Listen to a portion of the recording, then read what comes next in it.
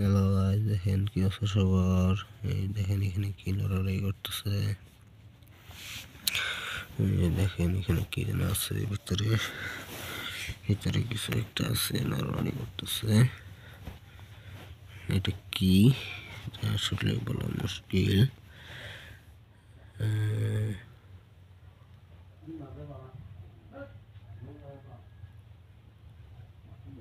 এই দেখেন এটা কি জিনিস, তো দেখতে থাকেন সবাই। এখানে একটা জিনিস আছে, এটা হলো যে পন্ডস লোশন। লোশনটা অনেক ভালো ঠান্ডার দিন ব্যবহার করার জন্য। স্কিন সিল্কি স্মুথ স্কিন থাকে, অনেক